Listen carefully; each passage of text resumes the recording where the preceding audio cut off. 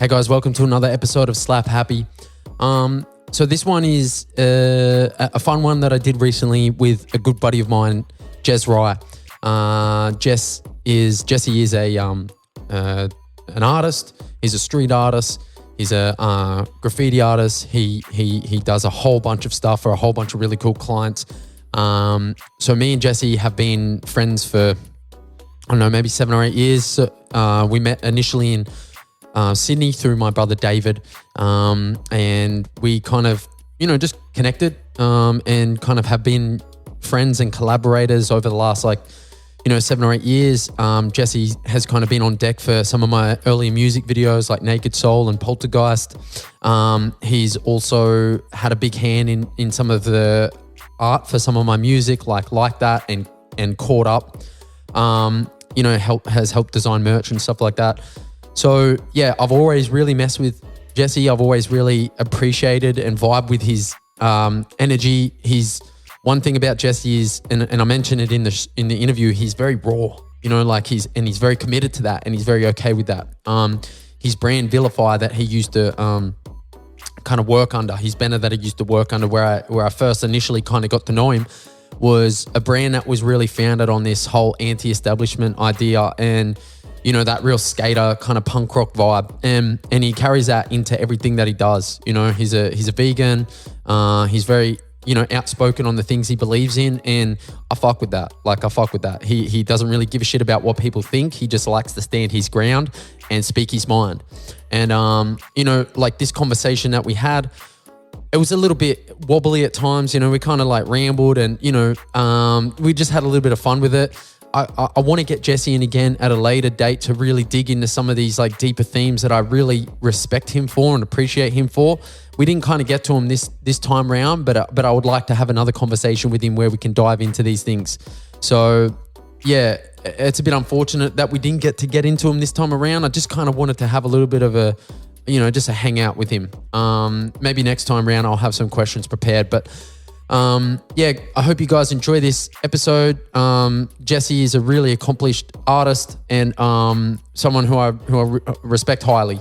And I enjoyed sitting down with him. So please enjoy the episode. Slaaap Haaapy, episode 28. Cheers. And we're live. And we're live for episode 28 of Slaaap Haaapy.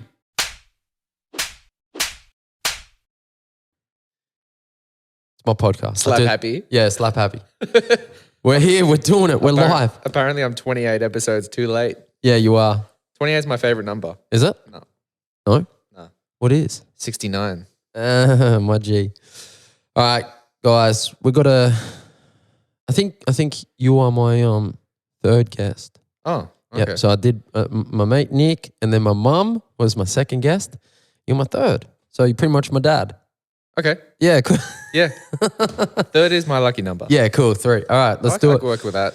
So, guys, I have a special guest here today. You may have seen him already if you're watching the video on YouTube.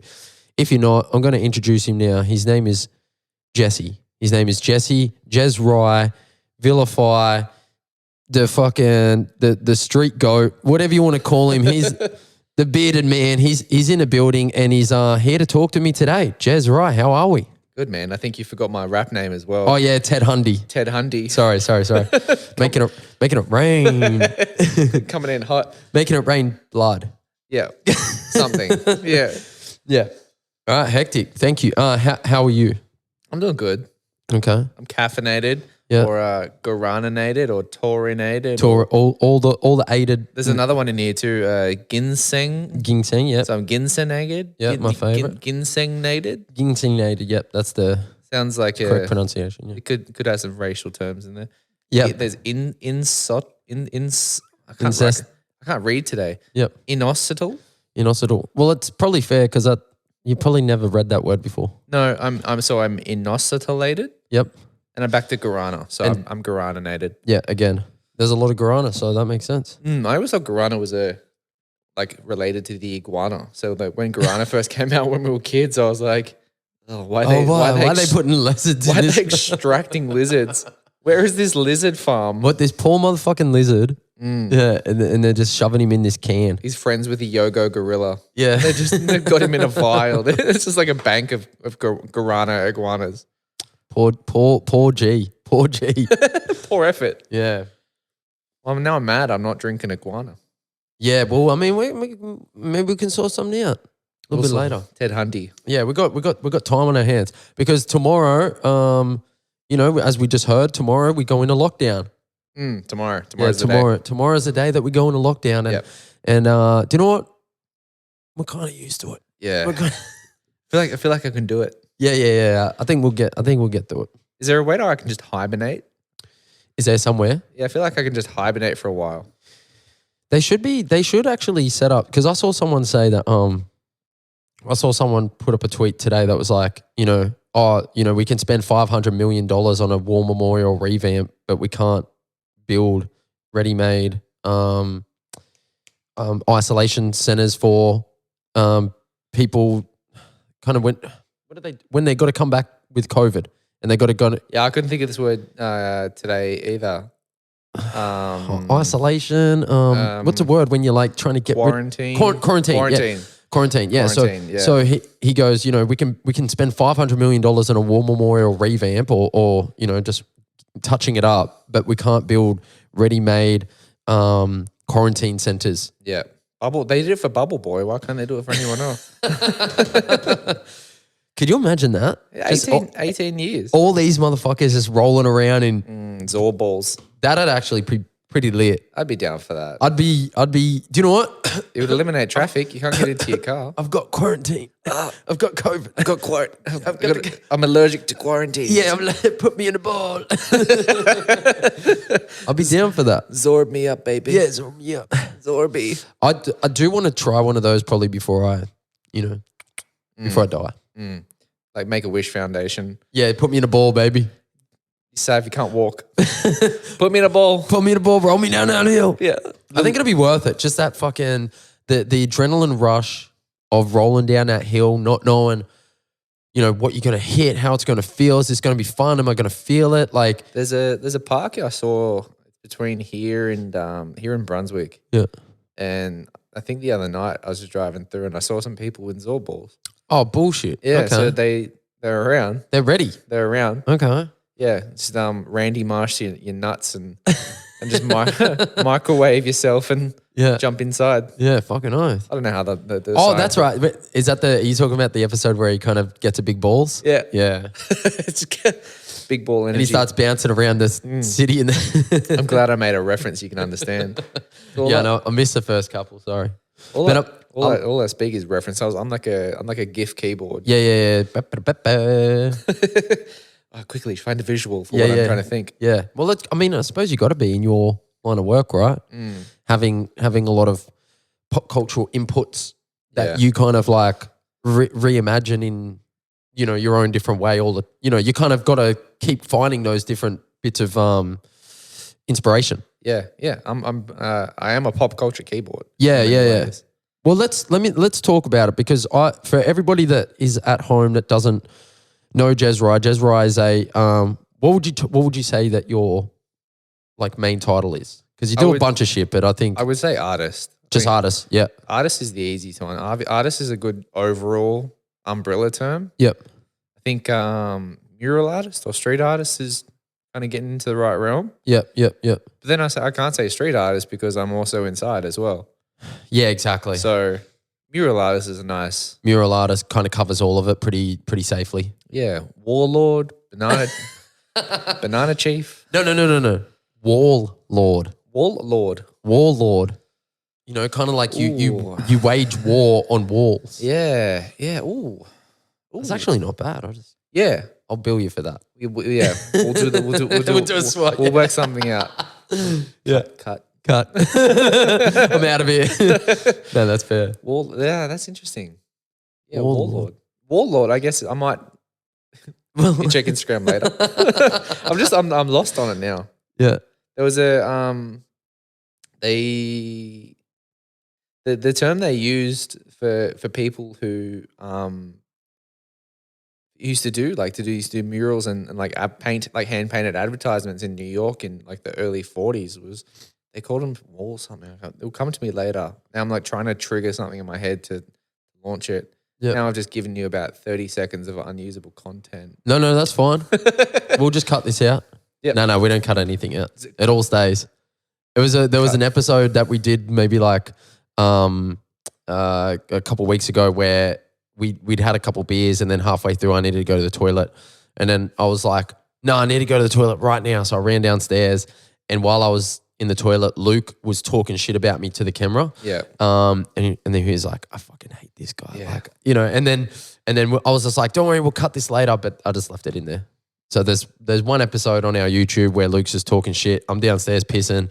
It's like chaos, but it's, yeah. You can just hear in the background like, Luke, pissed on the floor again. Again. I'm not the floor pisser in this office. Let's put it that way, Luke. If you're out there, we know it's you, G.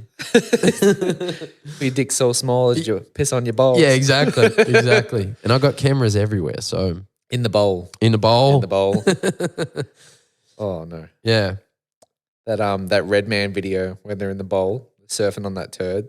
Oh, my God.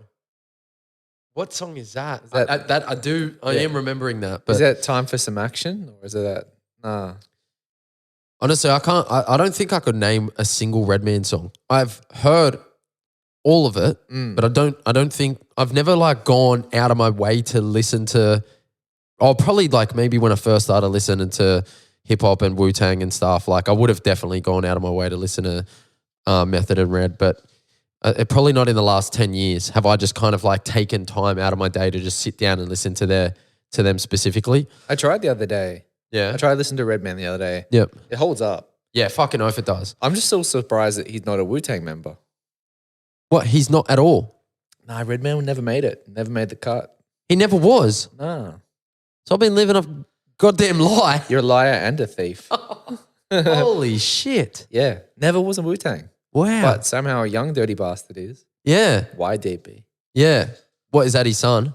Yeah. Yeah, Jesus. Okay. He's Wu. Yeah, right. I never knew that. Okay. Mm. I'm going to have to do a bit of research. There's a couple of them that I'm surprised made it, like Capadonna. Yeah. Don't know how he's Wu-Tang. Yeah. Well, I wonder what the criteria was. I think it's maybe a New York thing. Okay. Has to be from Shaolin. Yeah. Hello, Ace. Come here. Also, ladies and gents, we got Ace in the building, and Ace is Jessie's little papa, little friend. I'd just say friend. Homie. He's his homie. He made the Wu-Tang criteria. He made it, yeah. And Ace is a doggo who is just a gem of a fucking being. And he's made of pure light. Yeah, he really is. And I would have liked to have maybe next time if we do something, I want to get Fury in here as well. We'll bring Fury. Yeah, because I mean everyone's got to know Fury. I feel like maybe that's where we'll go now. Like, because I wanted to talk to you about him and his story, and just kind of I wanted to know for myself like the full detail of it. Of course you did. What happened to him? Like, can you tell me about it? Yeah. So just so everyone, I might maybe link the Sons of Honey Instagram page in the show notes. But basically, Fury is a little papa who only has one eye. Yeah, that's the name. Yeah, hence the name. And he's a little G. So I'll let you tell the story.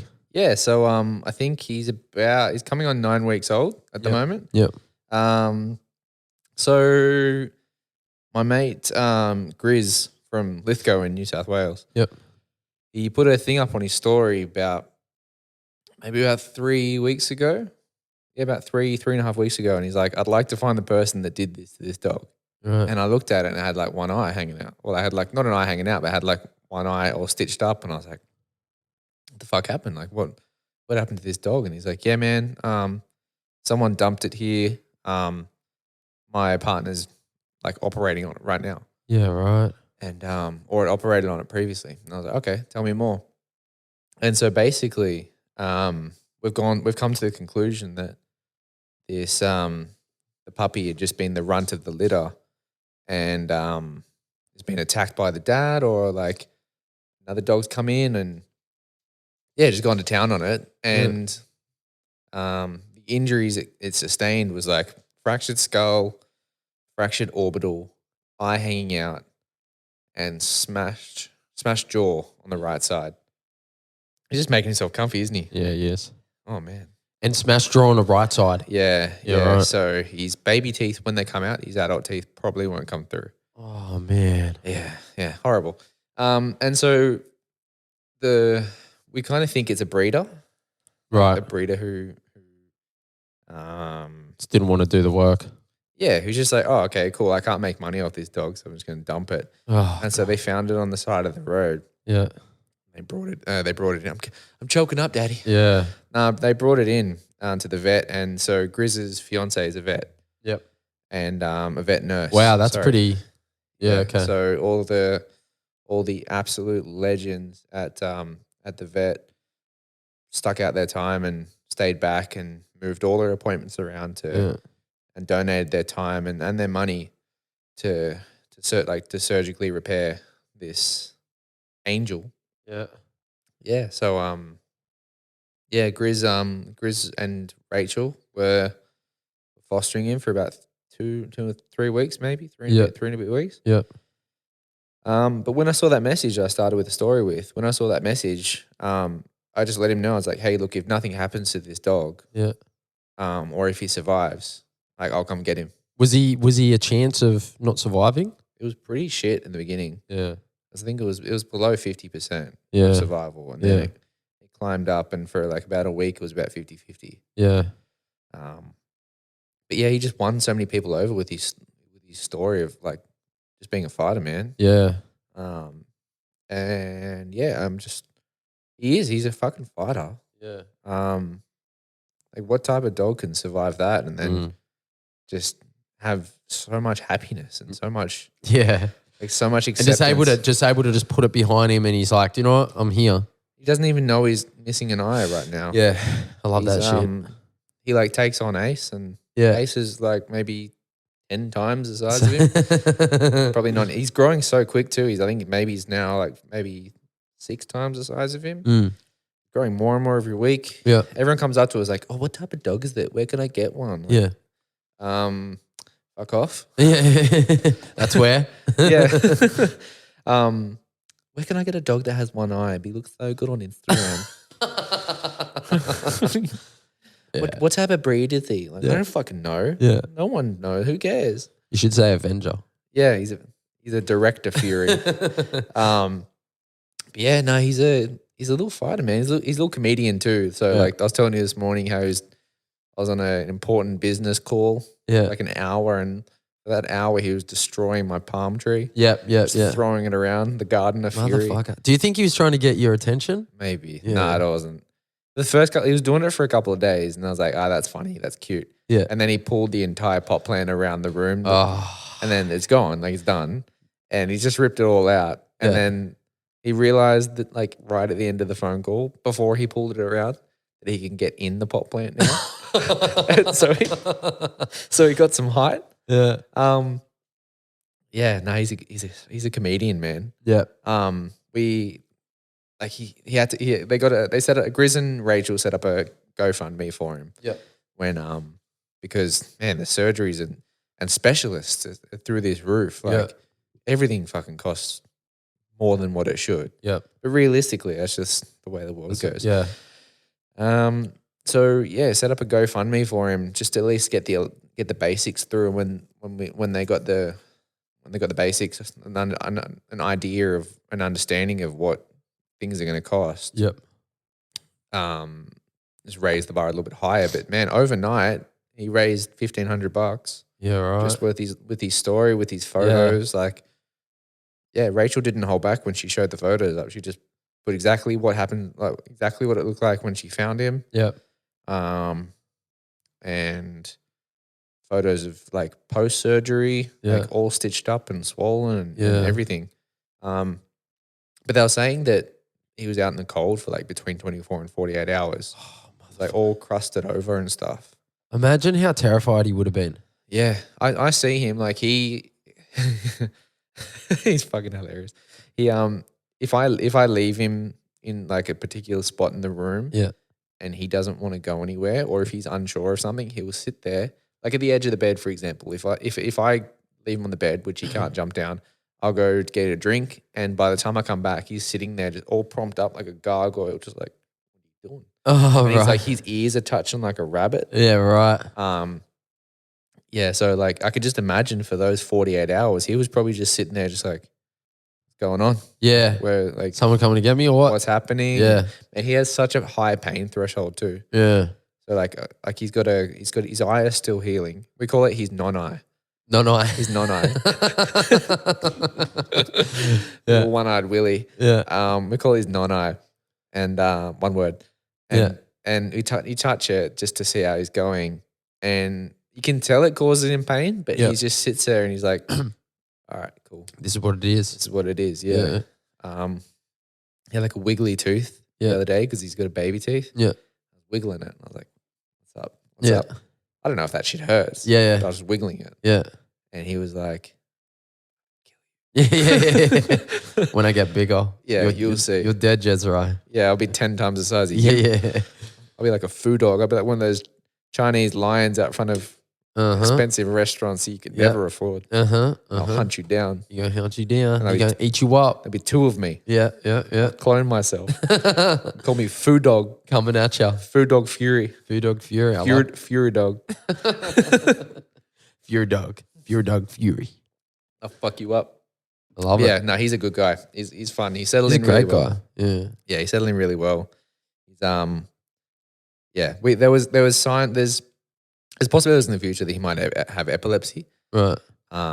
Because of his skull fractures and stuff. Right. And there's signs that things could go pear-shaped. Yep. We were worried in the beginning he could have brain damage. Yep. But we've gone way past that now because he's so attentive. Mm. It's almost like that kid or that guy that's been struck by lightning and now knows how to solve the world's problems. He knows 2 + 2 = 4. He's the smartest dog I know other than Ace. Yeah. And Ace is pretty fucking Einstein-y. Wonder if he's listening right now. He's asleep. Yeah. He's sexy motherfucker. Slipping. He's out. Yeah, nice. I'm going to incept him. Incept him. What's that mean? Oh, you're going to go in Inception. his brain. Yeah, cool. Yeah, I'm gonna put some tubes in his ears. What a film, eh? Mm. Have you seen Tenet? No. No. The time travel movie? Yeah.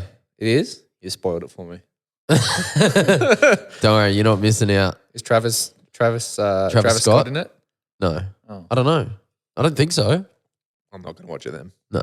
You only watch movies with Travis Scott in them. It's my Little fetish. it's my fetish. Yeah. Terminator? No, it's not in it. Not in it? I've never seen a movie in my life. Liar. Not in Not it. in it. Not in it. Not Can't do watching it. it. No. No. He wasn't even born then. Was Yeah. He? Oh, he's 89. Probably was. Lord of the Rings? He was in it. He was in it. Yeah. He was that giant eye. You shall not motherfucking pass, bitch. Sicko mode. Yeah. Yeah. One ring to behind them. La flame them all. Yeah, the flame. He's the giant eye in the sky. Yeah, cool. My G.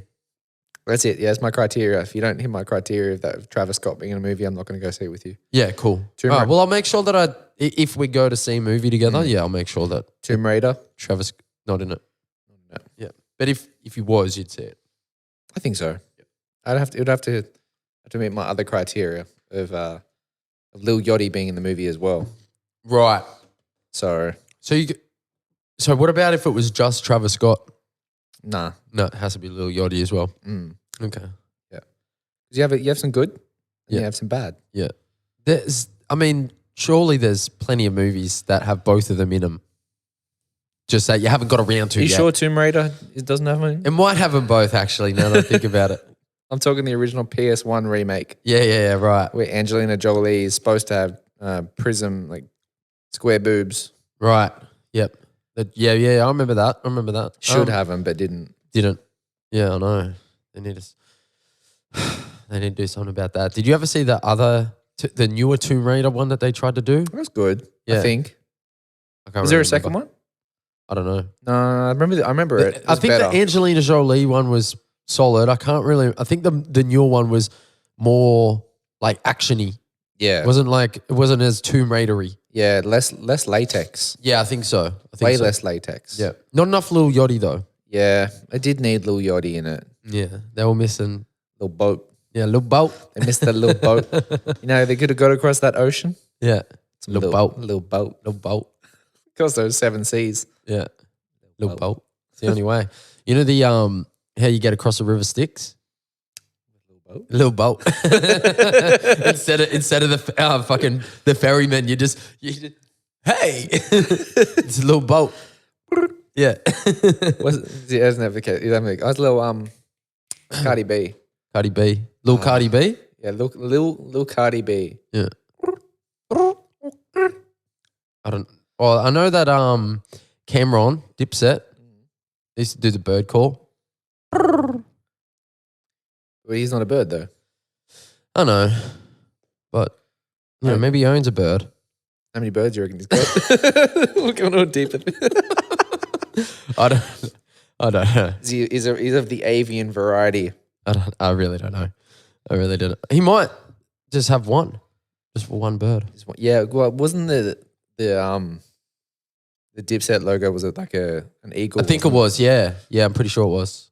Speaking of Dipset and Cameron, because he did the intro on J. Cole's new album. Are you a J. Cole fan? I'm not a J. Cole fan. Okay. Purely because I haven't gone down that realm yet. Yeah, cool. Yep. I'm aware of his existence. Yeah, you know he exists. I've never listened to him. Okay. The only thing I know about J. Cole is that he missed that dunk and landed on his face. I don't know that. Well, that's something that you know that I don't know.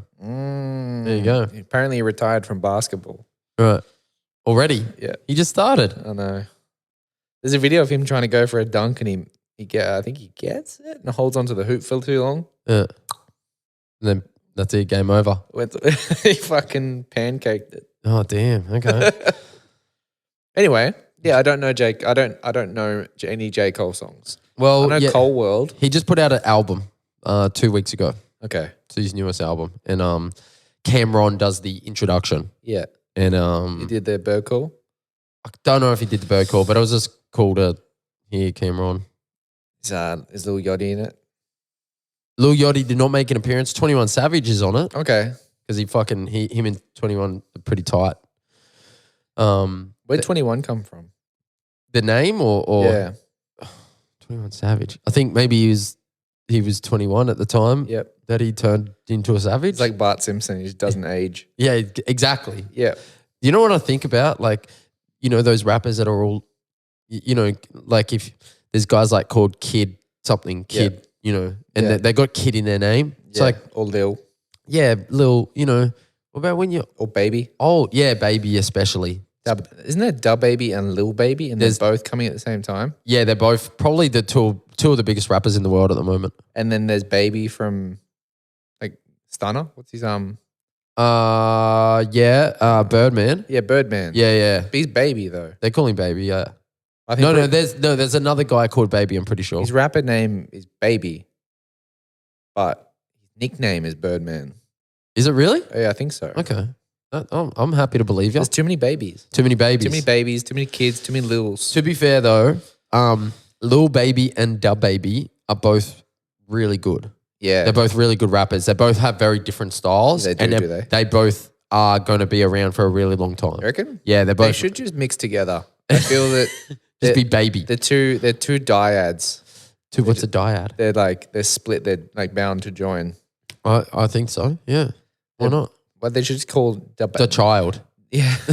Destiny's Child. Yeah. It was told. It was told before our time. It was told. Yep.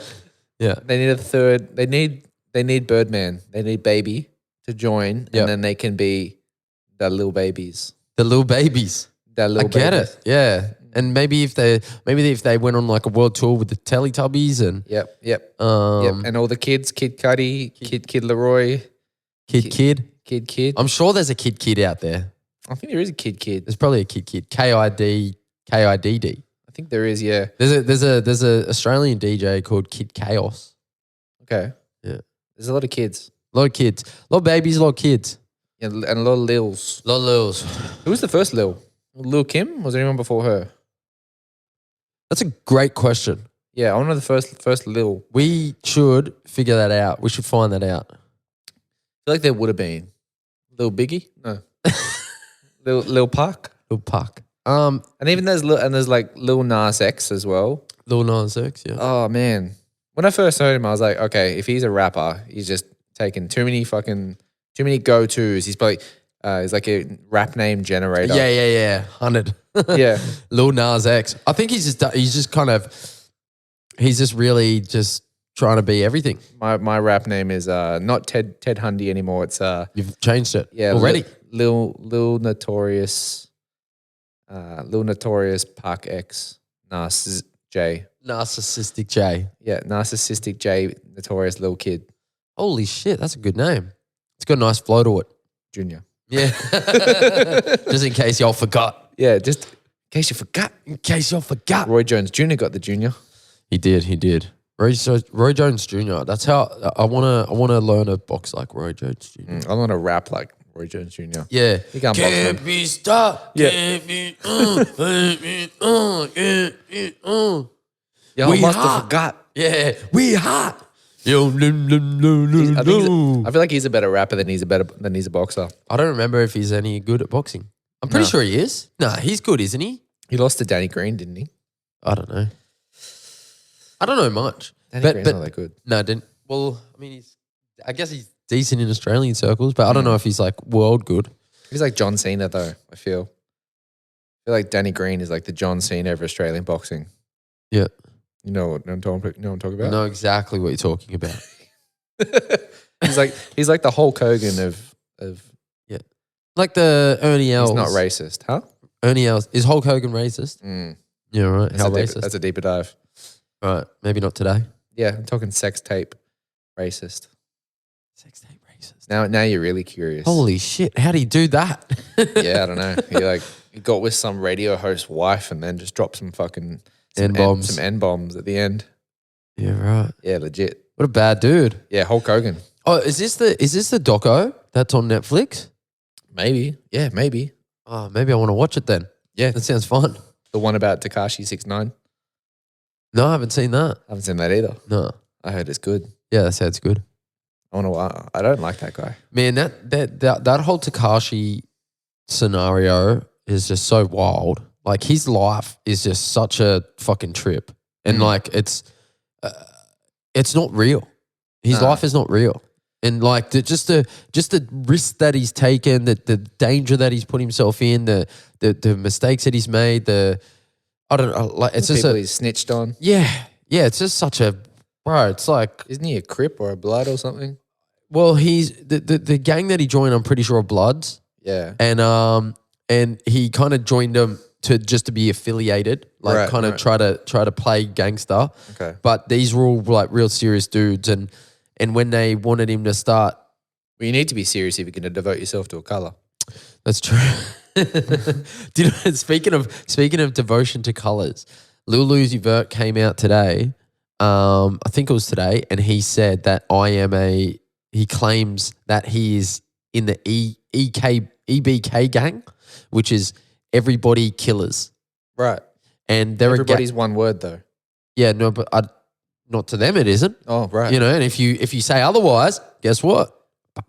Yep. Yeah, so just Every body. Yeah, exactly.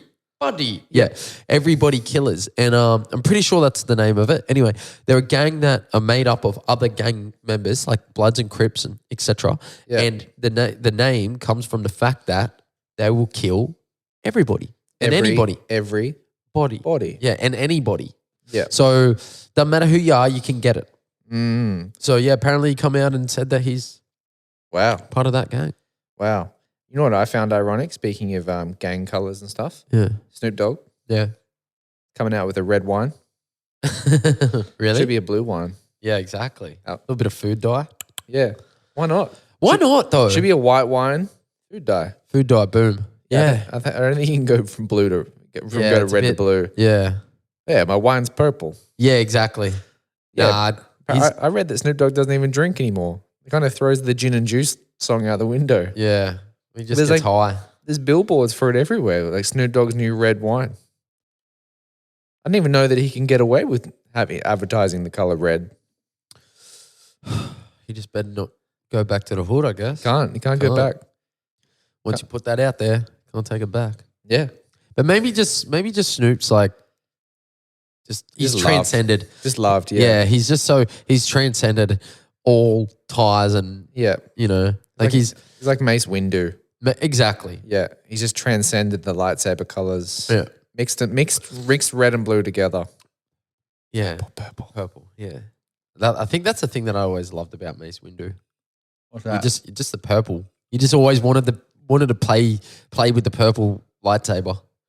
Yeah. I think it's a bit hard to like the red and the blue and the green, you know, it's like it's okay, but it's like you throw a purple lightsaber in the mix, it's gonna stand out. I'm fucking with that. Yeah. You know, I'm trying to play with that.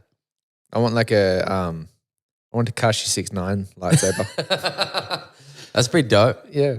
It just looks like one of those fruit poles. Yeah. Fruit ices. Yeah. What are they called? The fruit the Toucan Sam ones. Yep. No, is that what it's called? No, the Toucan Sam's Fruit Loots. No, I know what you're talking about. But they had these other ones that like kind of the Cyclones. Cyclones. Boom. Yep. I want a Cyclone lightsaber. Cyclone Sally. I'm with it. Yeah. Our Cyclone Sally. Killed 1,000 people in 1979. Jesus. Oi, bro. Oi, too soon.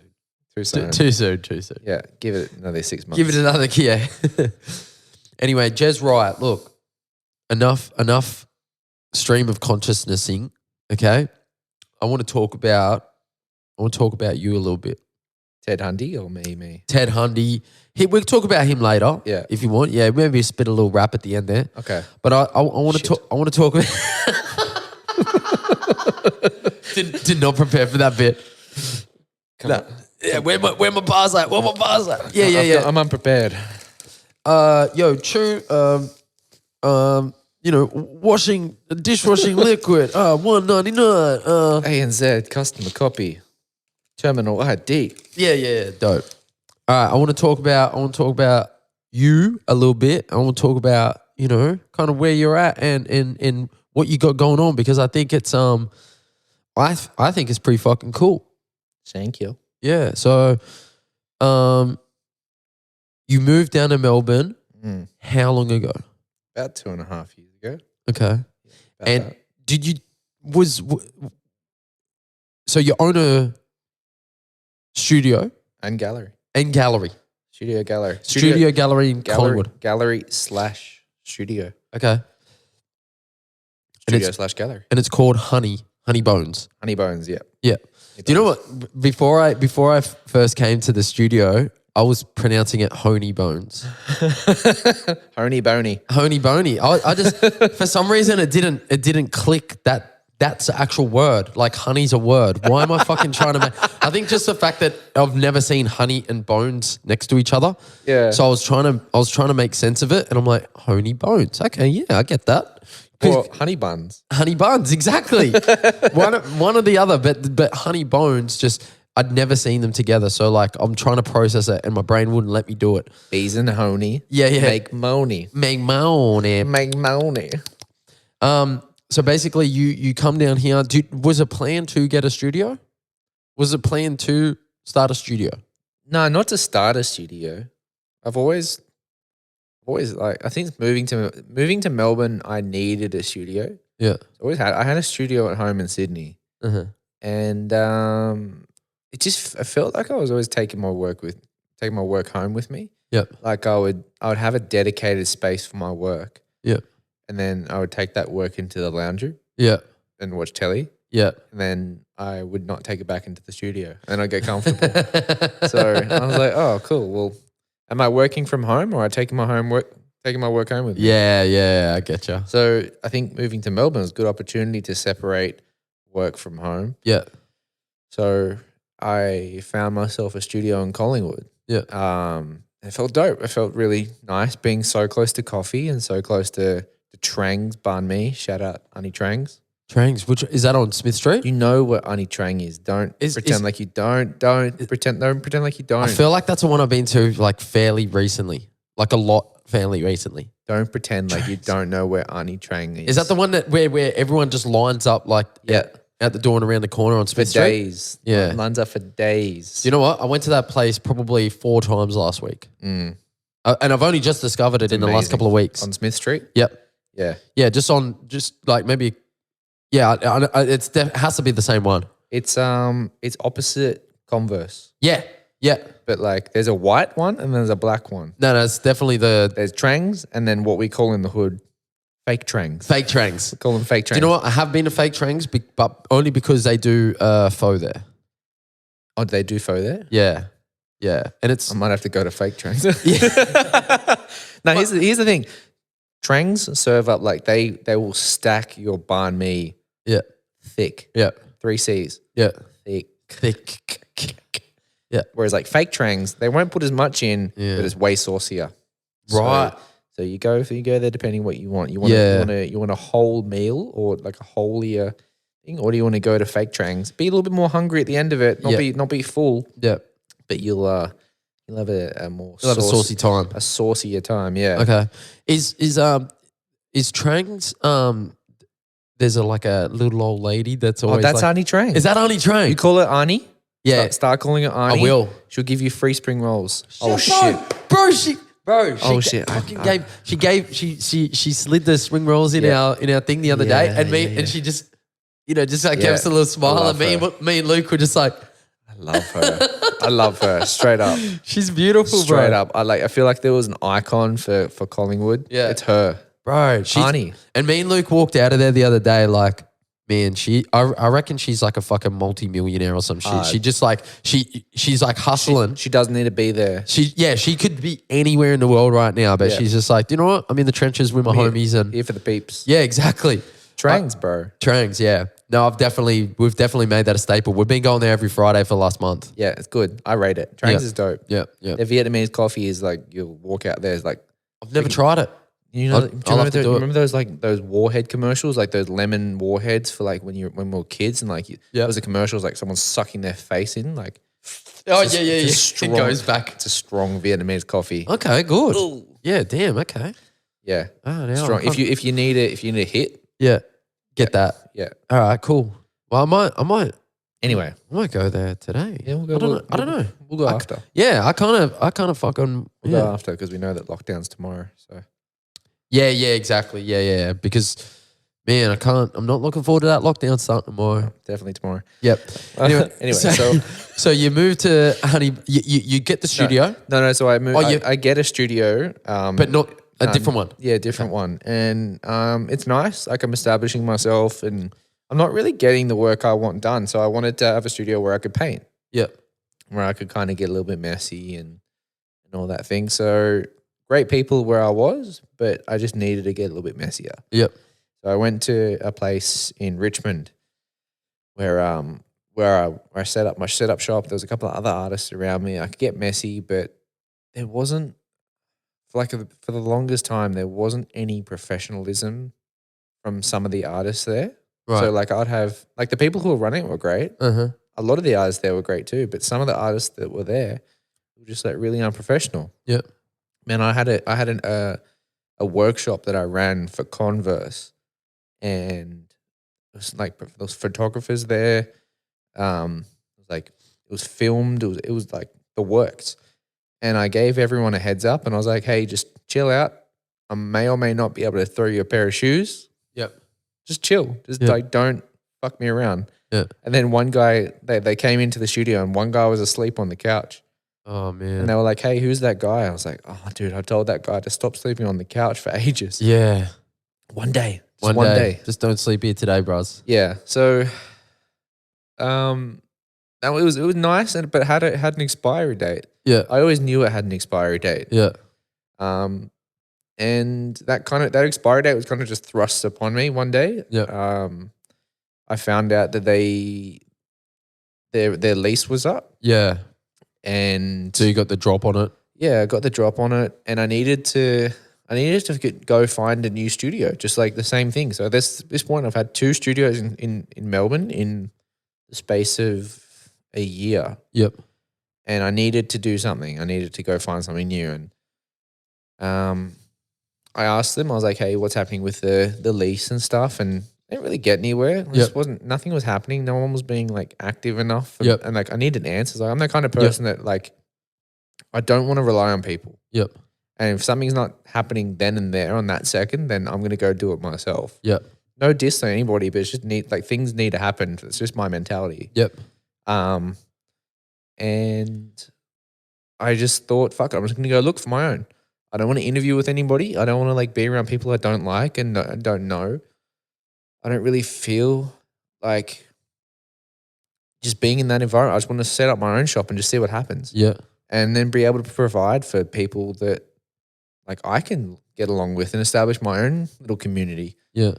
And then we could like I found this space and was this kind of thought process evolving maybe at the beginning of 2020 or late 2019 or? And this is it. This is about December, January 1920. Yep.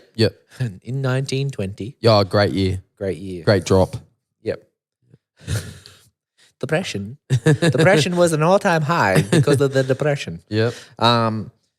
Yeah, so I just went out. I was looking at Collingwood. I was like, I'm just going to go back to Collingwood. I miss Trangs. Yep. I miss being around that. I miss being around the community. There's galleries around there. Like, if I set up a shop for artists, then I can do that. And then I think it hit me while I was looking for through spaces and going through inspections and stuff that a gallery could be a fun adventure. I never planned to do it. I never planned to own a studio or a gallery, and I just thought of it. I was like, this could be a fun little side hustle. Yeah, doesn't have to be a permanent thing. Doesn't have to be a forever thing, but it can be just like a nice, like now thing. Yep.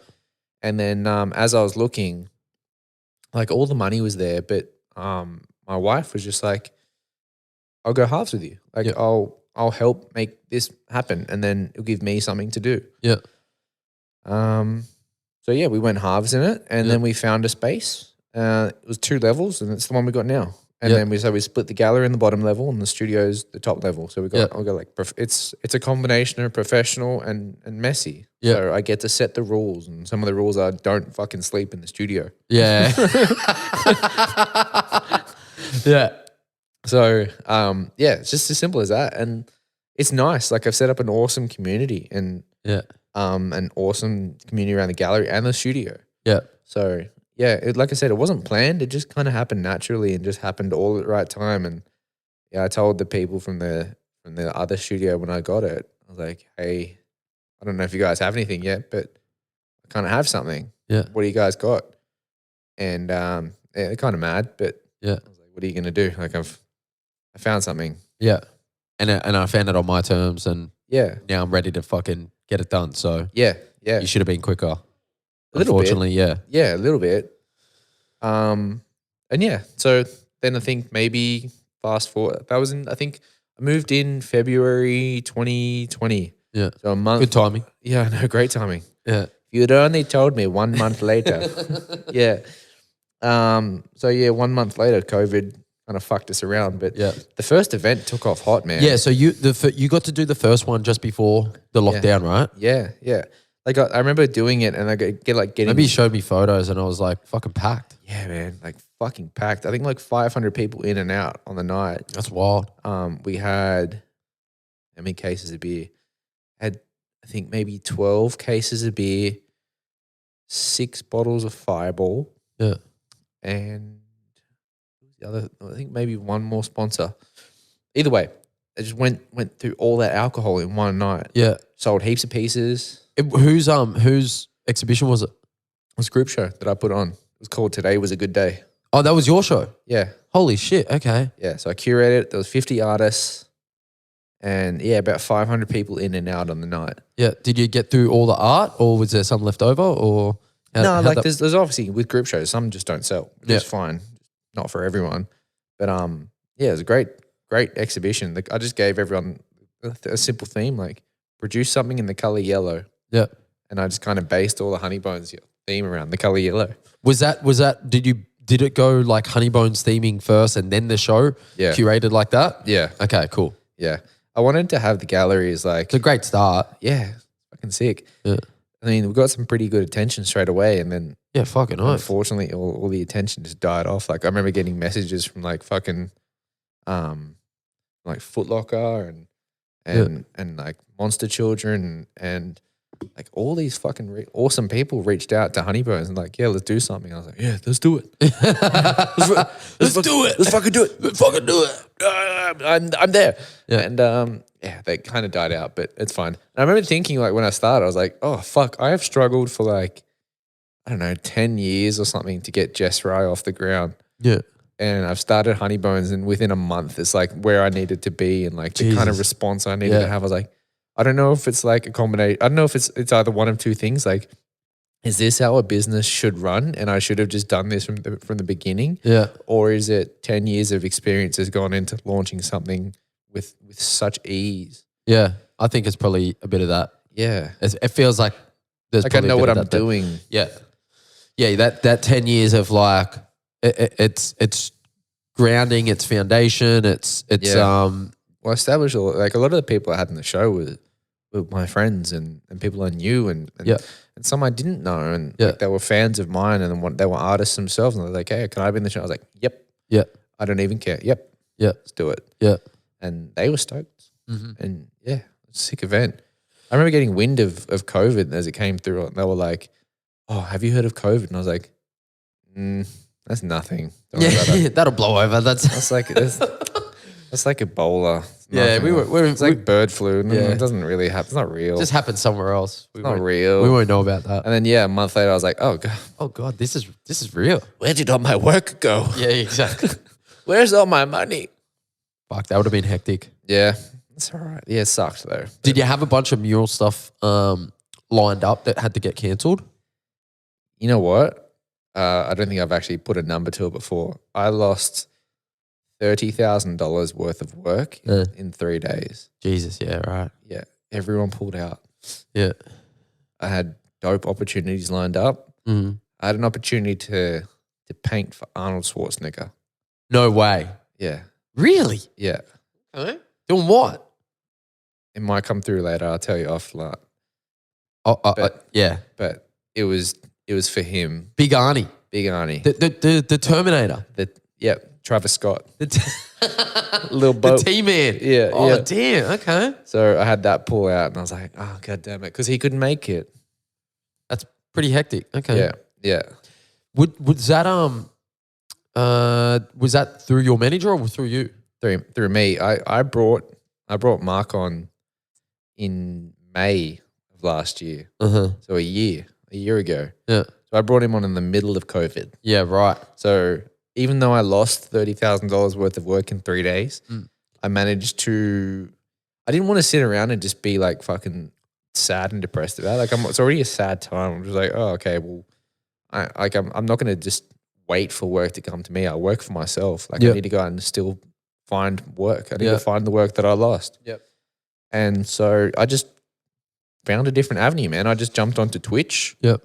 Started streaming on my drawing on Twitch in a very perverted way. Flashed my nipples. I remember you told me that someone like kind of sat there and watched you draw for like 8 hours or something. And like fucking longer. I did I think I did a 13 hour stream.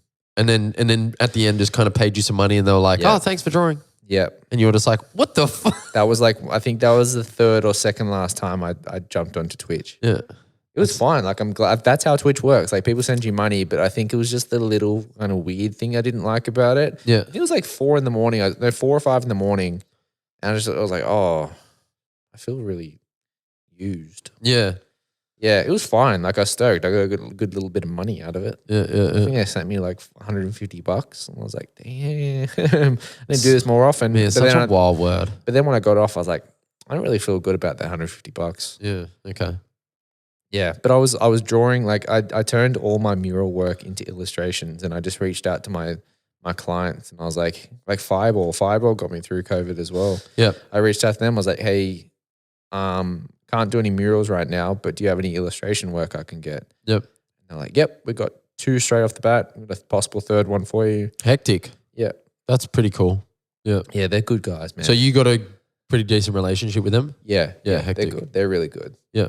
Yeah, Yeah, they reached out to me like last night. Are they an Australian brand? Are they Australian based? No, I think they're overseas, but they've got a different. They've got a team here. They've got a team here which can work independently. Yeah, cool. Yeah, and they reached out to me like last night. They're like, "How busy are you?" And I was like, "How busy do you want me to be?" They're like, "Oh yeah, we've got a design." I was like, "When's it due?" Like, tomorrow. And I was like, "All right, cool." And then Done? off. Yeah. Yeah. Yeah. How much free time you got? And I was like, "For you, whatever." Yeah. That's pretty dope. I look after my clients like that too. They look after me. So Yeah.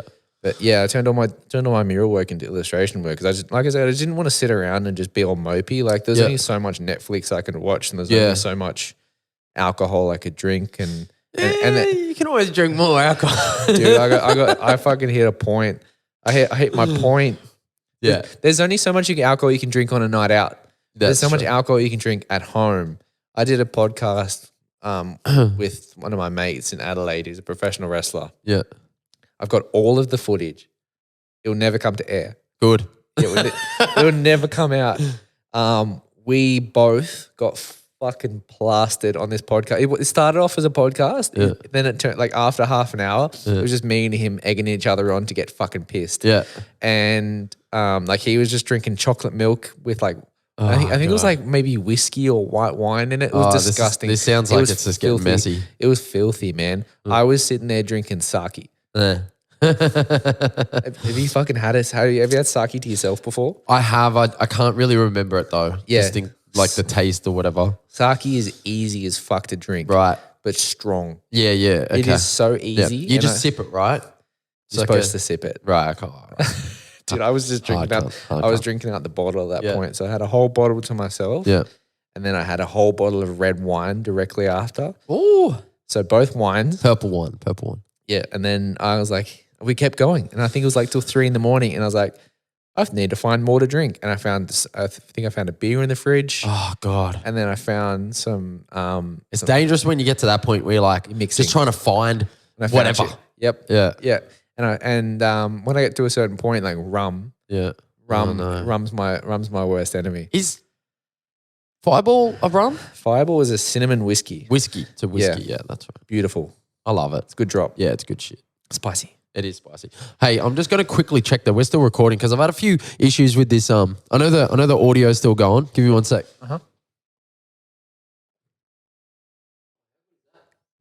Still going?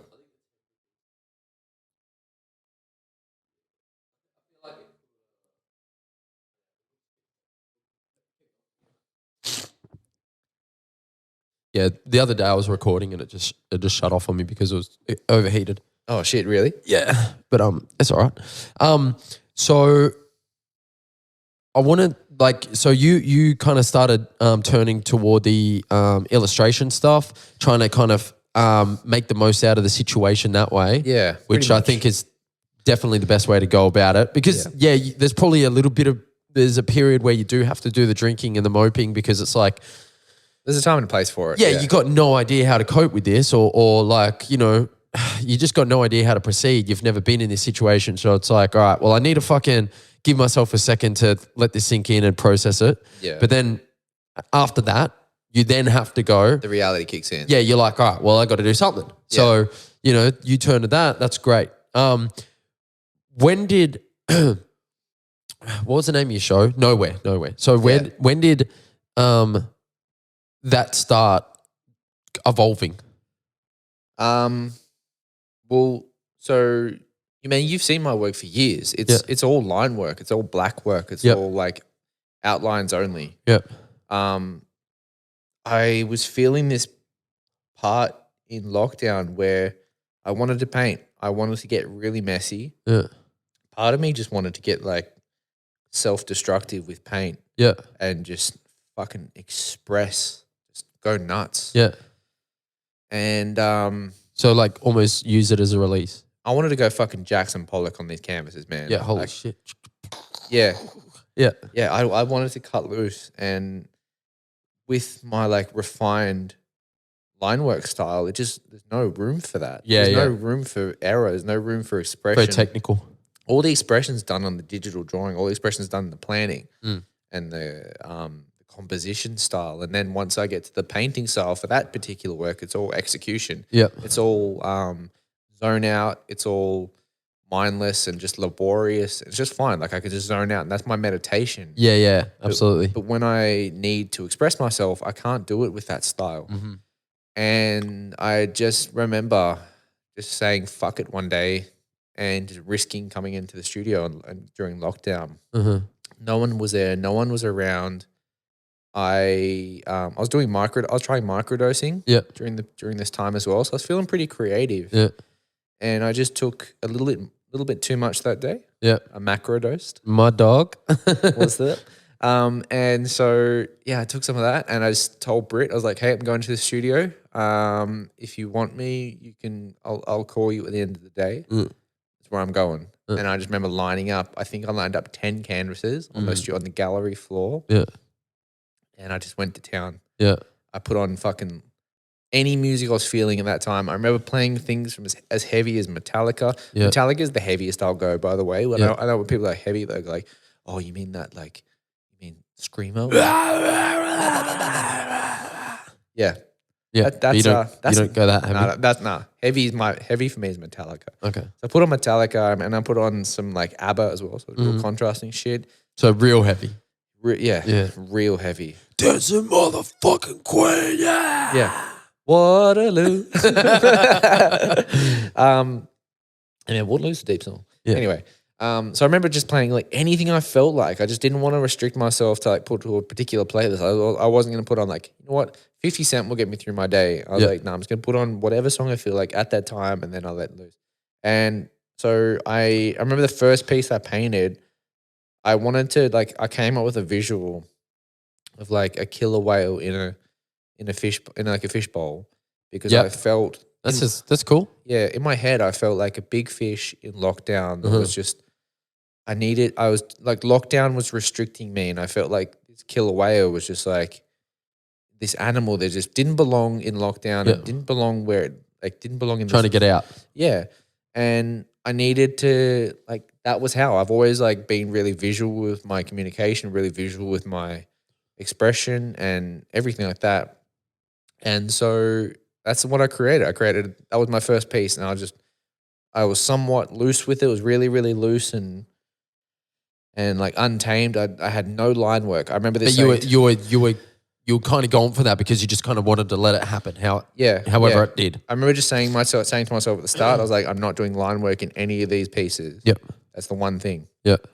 And the first piece was the killer whale in a fish bowl. Yeah. Because I wanted to say that I felt like an untamed thing that just didn't belong where it was. Yeah. I love that visual.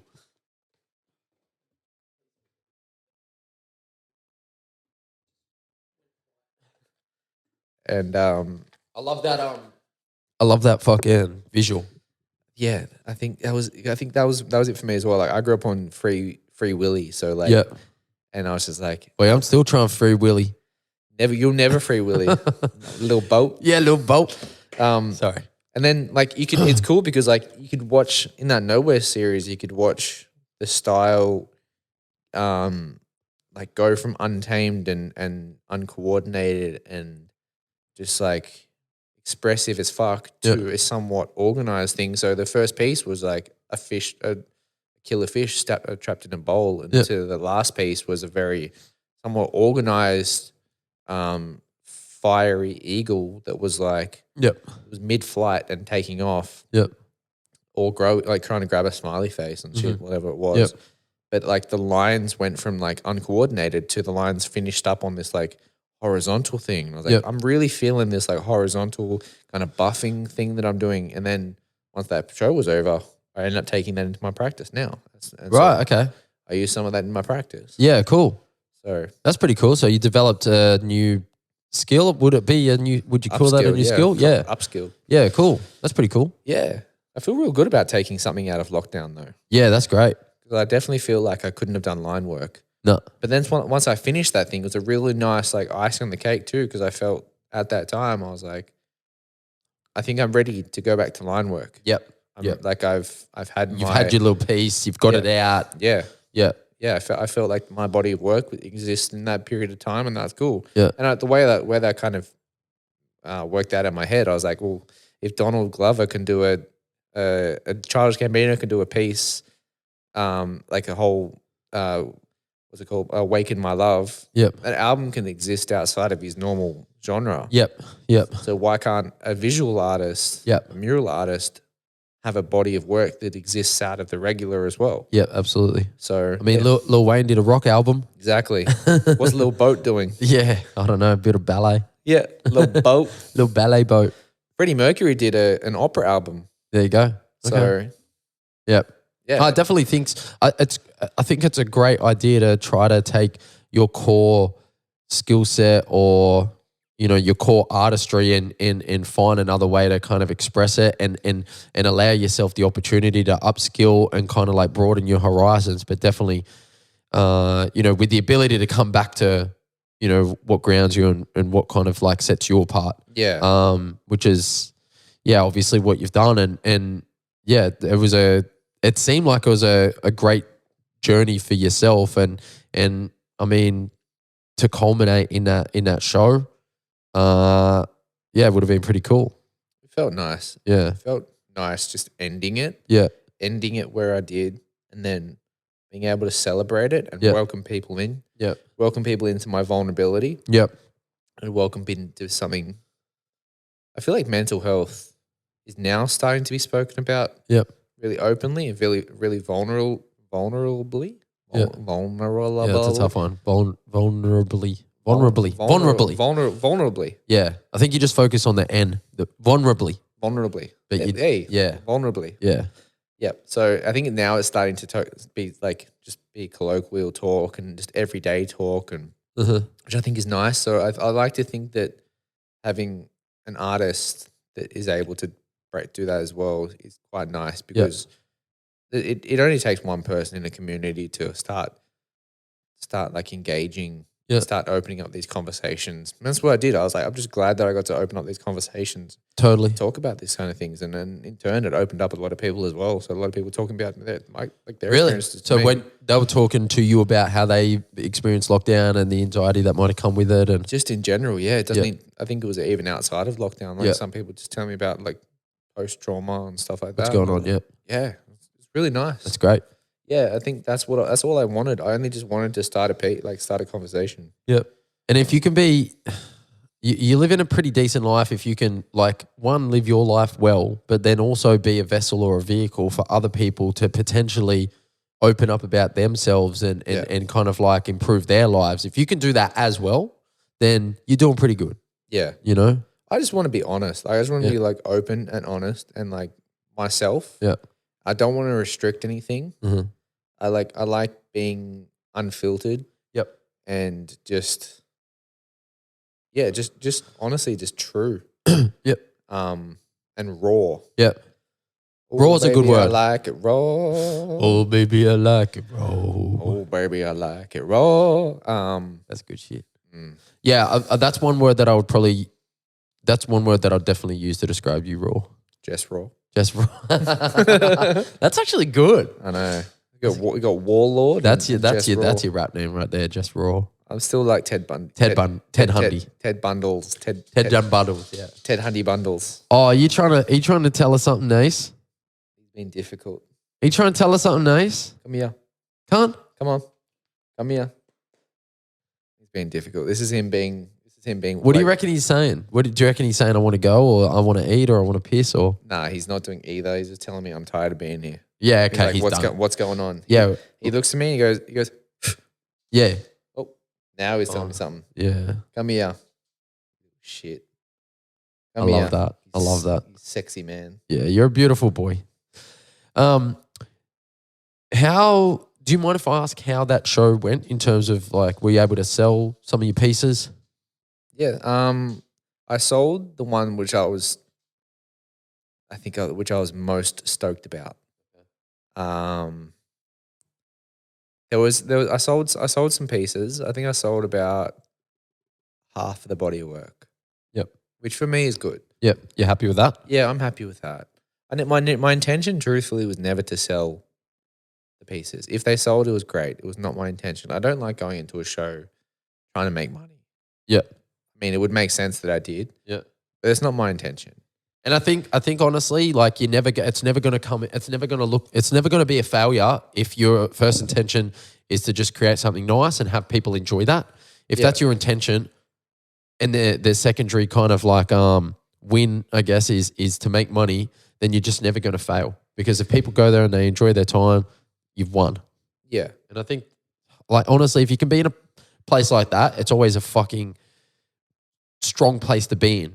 Because then you can just really enjoy your time. I think that's the beauty of like what we're doing right now in this podcasting space. We're literally, we're sitting down and we're just talking shit, and we're just really enjoying putting out that content and having these conversations and if something were to ever come off the back of it, it'd be cool. But that is by no means why we're doing it. Yeah, and, I'm just waiting for a mate. Yeah, exactly. Who's a mate? I don't know. Maybe. Oh, me. You. Yeah, maybe. Luke. No, not Luke's not here. Dave. Davo. Big Davo. Shout out Big Davo. Yeah, he's liking that, isn't he? Oh, you are liking it, bud. No, the show went good. I think so for me, like selling half the show is great. Yep. Like it's all building up. Yep. So that was my third show, and it's only going to get better. What was your first one? First one was the shirt you're wearing. Oh, Pile driver. Can anyone see that? It's two skeletons. It's funny too because pile driver is a sex move. Is it? Oh, it is too. Yeah, and so there was a couple people who were like, I literally thought this was a sex show. Sex show. Yeah, I'm trying to fuck. Yeah. DTF. Yeah. Down that to was it. function. Down to function. Down to be a functioning member of society. Function. So that was your first show. That was my first show. Okay, cool. So that show, actually, to be honest, all my shows have been about mental health. Yeah. So Pile Driver was about linking the comparisons between professional wrestling and mental health. Okay. And the tagline of the show was "Don't try this at home." That's the warning they put on the front of every wrestling program. Yep. So I linked it with mental health, and I painted mostly submission. Yep. Submission wrestling holds. And some being like the shirt you're wearing, like that was the main piece, and that was a visual of a skeleton getting dropped on their head. Yep. And so I wanted to have that link because from a visual standpoint, but obviously just to talk about these kind of things and blah blah blah. Yep. And that was cool. That was really cool as well because that was a nice little show. It was a good venue. I thought it was really well set up. Yeah, good space is dope. Yeah. So that was my first show, and my second show was called Bangarang.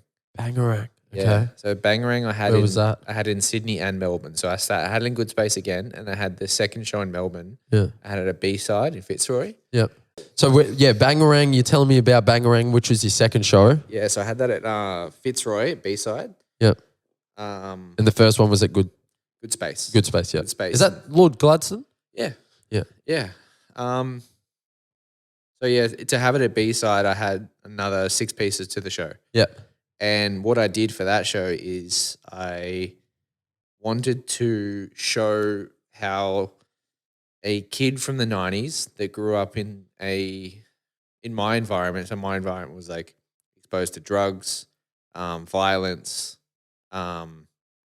just like a very chaotic, a very chaotic household. How I would view a lot of the pop culture that I viewed. Yep. So I had and these were real things as well. I was I remember playing Crash Bandicoot when I was a kid. Yeah. Thinking how the fuck does this character have so much energy? Yeah. He's got to be on drugs. Yeah. And that was a normal thought for an 8-year-old. Yeah, right. I was that's just kind of what he has to do. Yeah, right. And so I drew that. Yeah. I drew, what else did I draw? I drew Spider-Man with spray cans, and I was that's kind of that's what I would do if I was swinging around, just fucking tag everywhere. Tag some shit. Yeah. I'm trying to think what else. It was a little bit while ago. I drew Garth from Wayne's World as Mortal Kombat Scorpion. That's a cool one. I Yeah. fuck with that. I'll Okay. give you some as well. I think.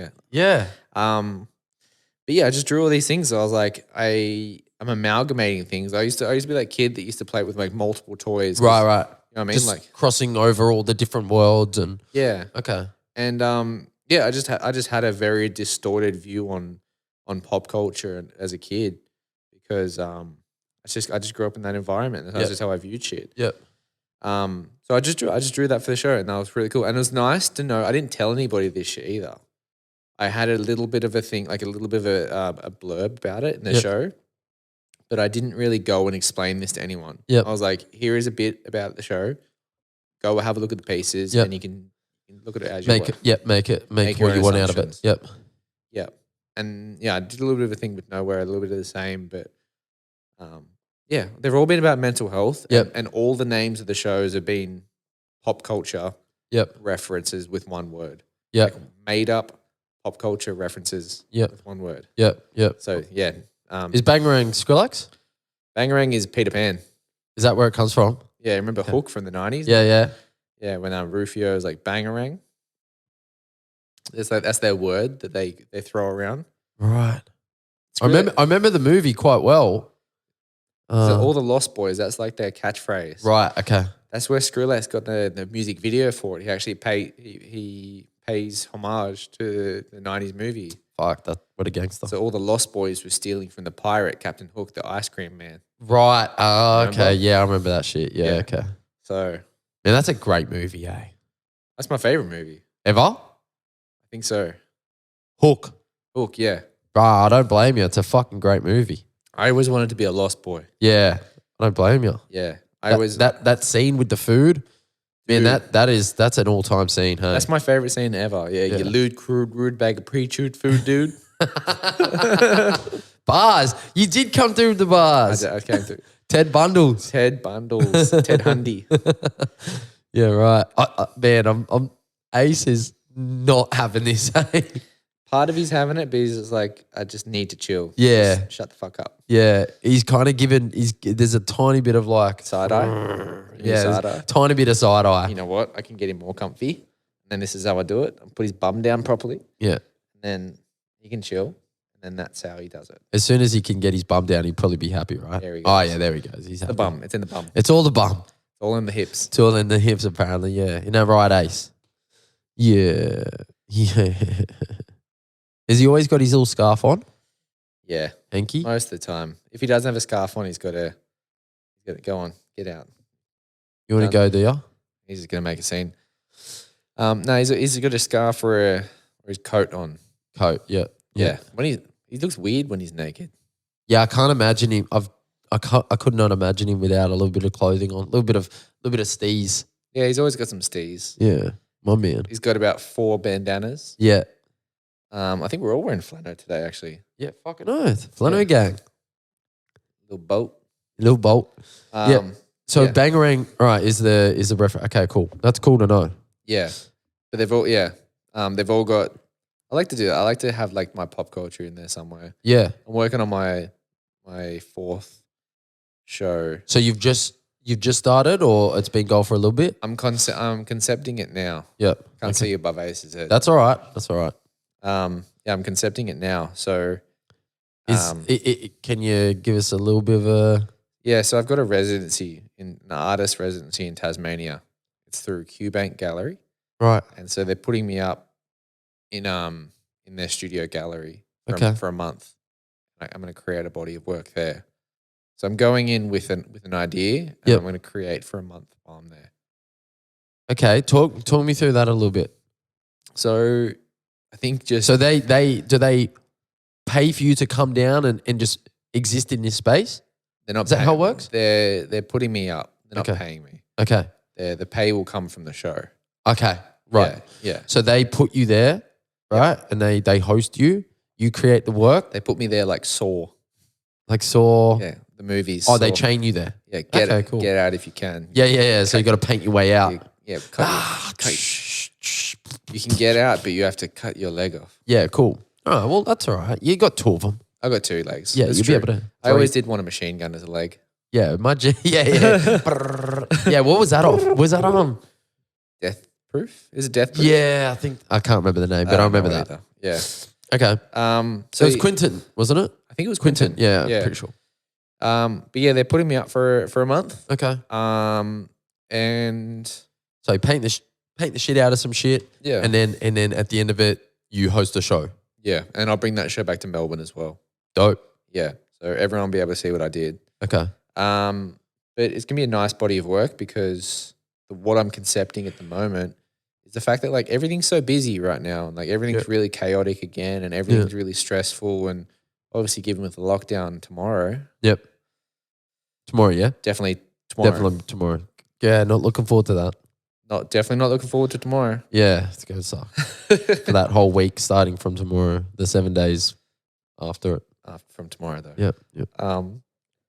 So I'm going into this thing just kind of thinking that it's going to be a nice break. Yep. It's going to be a nice that's cool. Yeah. Yeah. It's not a holiday, but it's going to be like a nice change of environment. Yep. It's in the bush. It's going to be like wet season. Yep. It's going to be cold. It's going to be like closed off and comfortable. Yep. So basically I'm going with a working title, Room to Breathe. Okay. Yeah. Yep. So if that affects... As in this is your room to breathe. Yeah. Yeah, cool. And because it's a space as well, like room to breathe. Yep. So I'm going to be working with like nature, like specific color palettes. Yeah. I'm going to be working and basing the ideas and stuff off the things around me at that time. Yeah. I get to take Britt and both the dogs down. What? That'd be awesome. So they'll both be down there with me. And how good's that going to be, Ace? in their sexy winter coats. Yeah, that'd be so cool. Fury's going to fucking outgrow his coat. Oh, in a heartbeat. He's put on like 1.5 kilos in Little fucker. in 2 weeks. Yeah. Fat fuck. He's like a chicken nugget. I got this video this morning. We were getting coffee and like I was just holding. There was like salsa music playing, the Spanish music playing, and I just I held him just under his arms in the front, and all you can see is like legs wiggling, like fat. He's so fat, little chubba, fat baby belly. Yeah, he's dancing with salsa music. Yeah, that's so pretty cute. fat little nugget. Yeah, that's pretty cool though. You get to take all three of them. Get to take the gang. You know, he looks like a water balloon. The water when balloon. You hold it from the top. Oh, really? It just jiggles. Oh man. Yeah, I get to take the gang. That's awesome. Can't wait. So they're all going to stay with you for the whole time. Yeah, in the space that we create. Make sure you document that shit. I'm documenting the whole thing. Yeah, that'd be wicked. Yeah. Because you could easily just create like a little like 3 or 4 part like the making of or kind of like giving myself what's it called? How to breathe or space to breathe? Room to breathe. Room to breathe. Yeah. At least that's a working title. I'm sure I'll come up with something a little bit more catchier. But room to breathe even is just nice as well. Yeah, it is. Giving myself room to breathe. You could do like a little 4-part series of the creation of it. Make a little mini doco series off the back of it because a month is a long time. Yeah. And if you capture enough of that journey and maybe I'm living in the space that I'll be creating too. That's pretty cool. So Britt will actually have a lot of I think she's got a uni break at that time too. Yeah, that's great.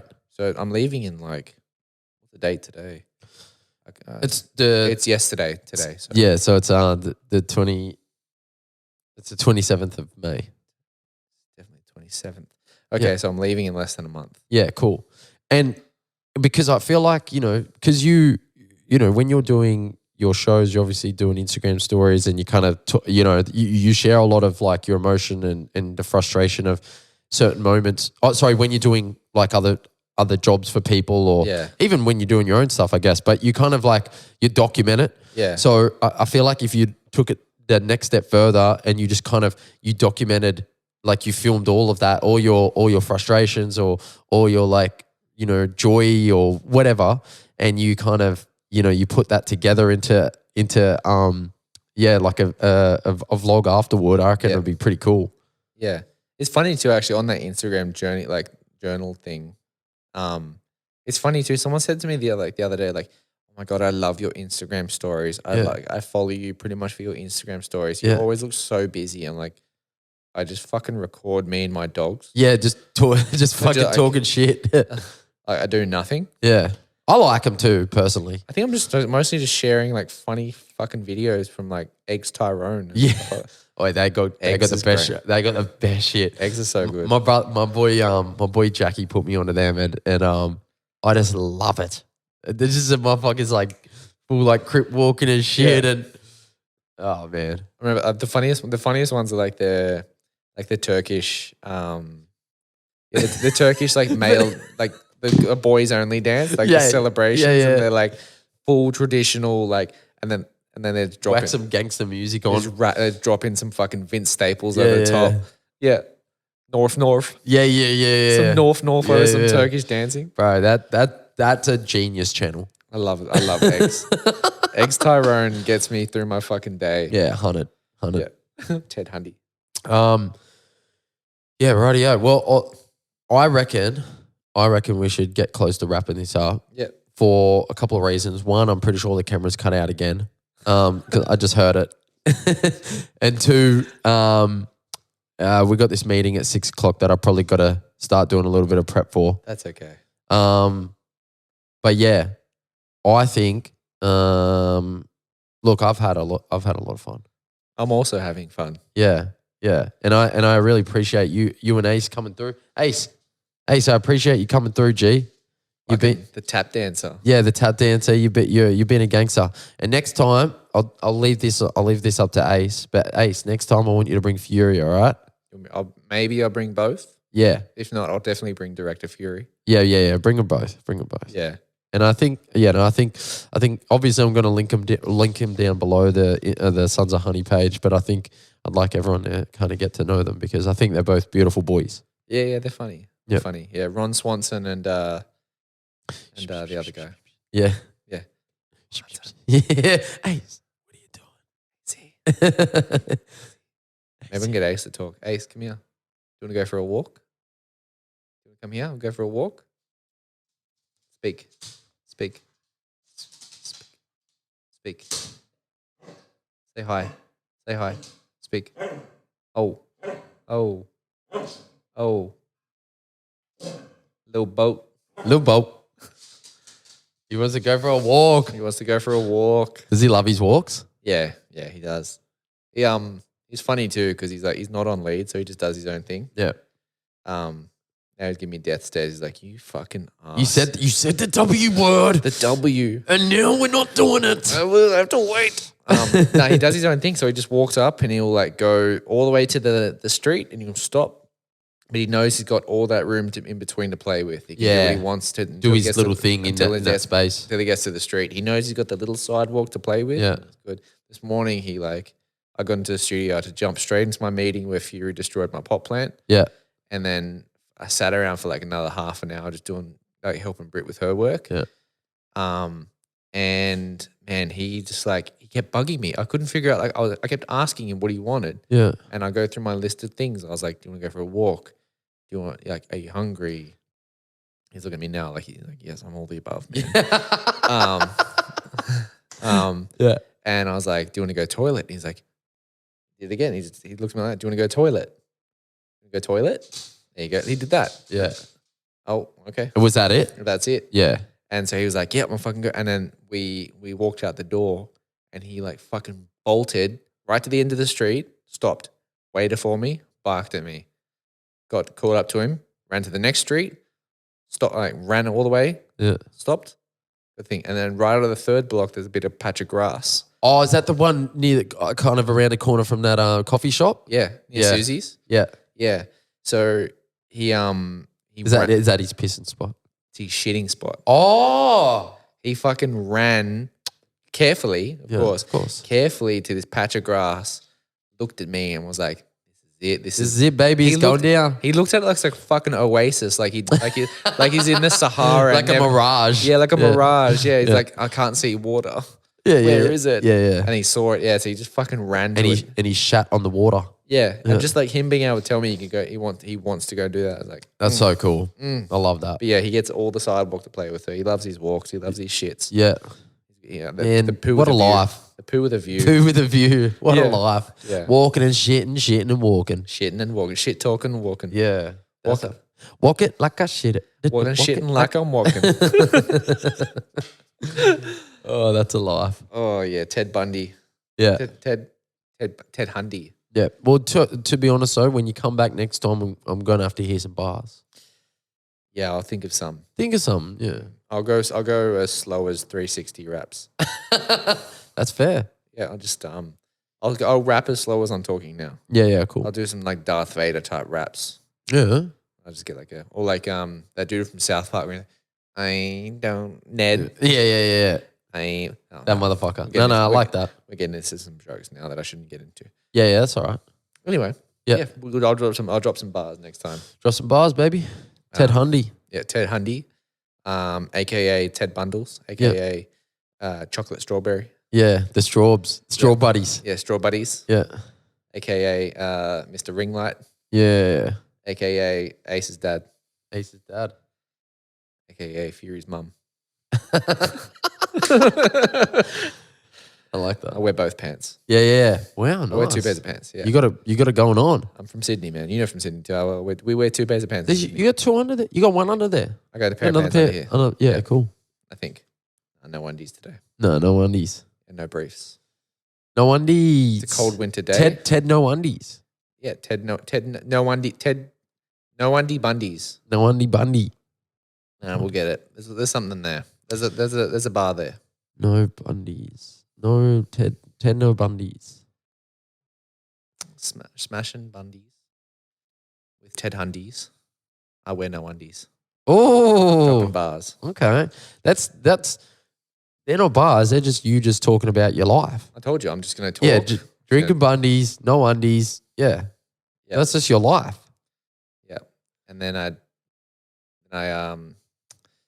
I work in an office and I win some Dundies. Dunder Mifflin. Oh, right. Okay. The Office. Yeah, I know. Good one. Pop culture reference. What's that? Pop culture references. No, do you know what? I started watching that only the other day. Oh, really? Yeah. You're only new to The Office? Very new to it. Yeah. Oh. I'm kind of liking it. The Office is great. Yeah. Man, if you smoke? Yeah, cool. Yeah, good. Says the man with the doob on the top of the hat. Yeah, I'm pretty sure it is. Oh shit, I've been wearing this to corporate meetings. Yeah. Yeah, whatever. So Jeswri, you definitely don't smoke. No, boys, I don't obviously I don't smoke. Like me and Snoop Dogg don't smoke. Yeah, that's it. You and Martha Stewart, you mean? Yep. They Lil Wayne just put out a song with a guy named Polo G, and one of the Polo G just put out a song with Lil Wayne on it, and one of the bars he's like, I smoke big shit like Snoop and Martha Stew or something, like something like that. And it's just funny that she's like considered, she's in the same circle as Snoop. Oh yeah, bro. She will shiver man. Fuck. She will shiver turkey and she'll shiver man. She'll shiver man. Yeah. Damn. It's a rap name, Shiver Man. Shiver Man. I thought you were like, oh Shiver Man, where you run to? She been shivering. Come here. Give me the dirties. All right, well, let's, I reckon we fucking wrap it up. Wrap it up. Yeah. I rap for you. So ladies and gentlemen, we've just rambled for a solid hour and a half. Me and Jeswri, me and the street goat, Ace's dad, Ted Bundy himself. Ted Hundy. Ted Hundy himself. I love women. Yeah. Don't plan on killing any. I like it very much. So, yeah, thank you very much for coming in to have a little chit-chat with me. You're welcome. Yeah. I think we should do this again. We should. Yeah. After lockdown, which starts tomorrow. Yeah, after the lockdown. And next time, maybe we'll do it with a couple of beers. Yeah. I'll bring some around. Yeah, cool. Got unlimited. Yeah, beautiful. Like like that Lara Croft movie. Yeah, unlimited. Yeah, unlimited beers. Yeah. Featuring Angelica Jolis. And Lil Boat. Lil Boat, yeah. Yep. And Travis Scott. Travis Scotty too hotty. Yeah. Ooh. Yeah. Doing a worm, baby. Now doing a worm. Now we're talking wrestling. You said to me you didn't know wrestling. No, I know fucking wrestling. Kidding me? Grandmaster Sexay. No, I'm the Heartbreak Kid, baby. And Rikishi. Yeah, Rikishi. Stink face. Yeah. That's him. I'm old school wrestling though. I'm not. I don't really know any of. Probably from like maybe I don't know, the mid 2000s onwards. That was the good era. Yeah, feel Rey like that's Mysterio Jr. and fucking Yeah. Triple H Eddie and Guerrero. yeah, all that shit. Like I fucking used to watch all that. Yeah, I think that's when wrestling for me, that was the last of the Mohegans. Yeah, and then NWO with bro. you know, Yeah. Was it Scorpion and Diamond Dallas Page and Sting and Diamond Dallas Scorpion Page. King. Yeah, Sting exactly. the Scorpion King. Yeah, you know what I'm talking about. Yeah. And NWO. Man, NWO, the Wolfpack, they had an awesome ringtone. They had an awesome entrance Yeah. music. What was it? Can I play it on here without getting banned? Yeah, probably. Okay, we'll try it anyway. Who do they have as their? What phone is that? That's a big phone. Yeah, it's either an iPad Mini or That's a full computer, it's a dude. full computer. Yeah, literally. Is that the 12? Yeah, Pack NWO. Yeah, here we go. You never turn your back on the Wolfpack. Okay. Fucking ads. Oh my god. Tarjay. We're gonna get banned for the ads. Yeah, I don't care about amazing quality, John.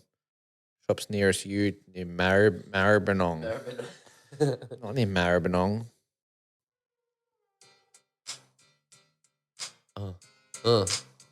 Yeah.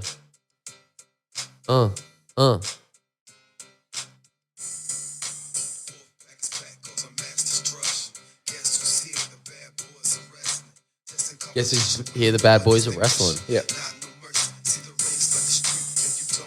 Bars.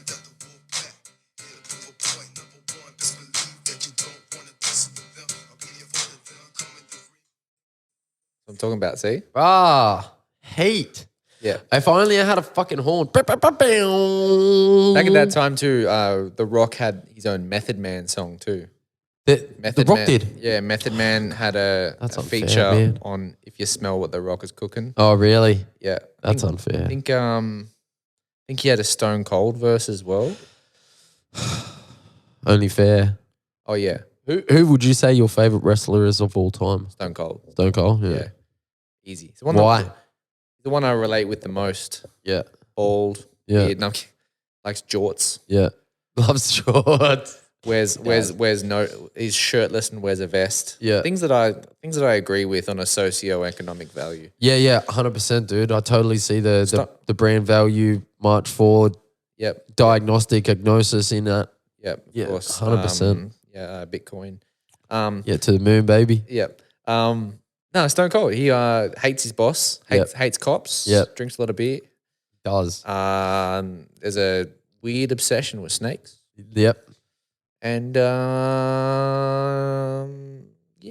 like Stone Cold. Stone Cold Stunner, baby. Yeah, drinks a lot of beer. Austin 316. Yep. Yes, Jeswri 316. Fury's mum 316. Yeah, boom. Ted Hundy 316. 316. All right, Ace. Come here. Go nice. He's getting the shits now. Come here. All right, guys. Thank you very much for tuning in today to Slaaap Haaapy. And go check out Jeswri's stuff. I'll link all his stuff down below. Honey Bones, the gallery, and also I'll link his website down below. So go check him out. Yeah. And thanks for coming in. And the boys. And the boys, yeah, definitely. Boys. All right, cheers, guys. Dylan, you son of a bitch. All right, peace.